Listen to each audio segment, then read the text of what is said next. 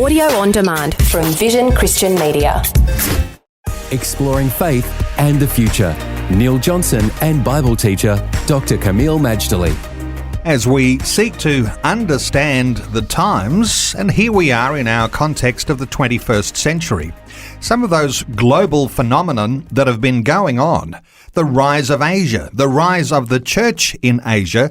Today, Kameel, tell us about your thoughts about Asian Christian mission. It's very thrilling what's happening out of Asia today in regard to mission. I'm going to point a few things here or there, but just remember that for the longest time, Asia was the mission field, and in many ways it still is. But what's so wonderful is that as the church grows in Asia, they're also taking their place in global mission. Now, the biggest mission-sending country in the world still remains the United States. But it's interesting who's now become number two, at least what I've read. And that is Korea. Back in 1988, there was something like only 500 Korean missionaries.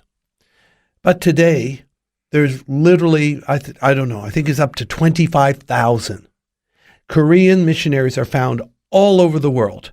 One heartwarming story was how these Korean missionaries went into one of the shanties, African shanties in Cape Town, and they've developed all kinds of outreaches in that shanty town. I think schools and sporting centers and all kinds of things to reach the Africans with the gospel. A second thing is Singapore, called the Lion City. Now, Singapore's population is about 4 or 5 million. Singapore is basically a city-state, very small, and it's surrounded by big neighbors. With Singapore, anytime you go to the airport, it's always an international flight. There's no such thing as a domestic flight in Singapore. So basically, they've had to be, by their very nature, outward-looking. A man called Tan Kok Beng, who is the president of the Bethany International University or Bethany School of Mission, he coined a phrase that was later used by Billy Graham, that Singapore is the Antioch of Asia. I actually prefer to say that Singapore is the Antioch of the East, because their contribution to global mission per capita is exceptionally high. And of course, their location where they are with their Changi International Airport as a hub also facilitates mission. So it's very normal for Singaporeans not just to give money to mission, but to go on short-term or even medium-term mission outreaches.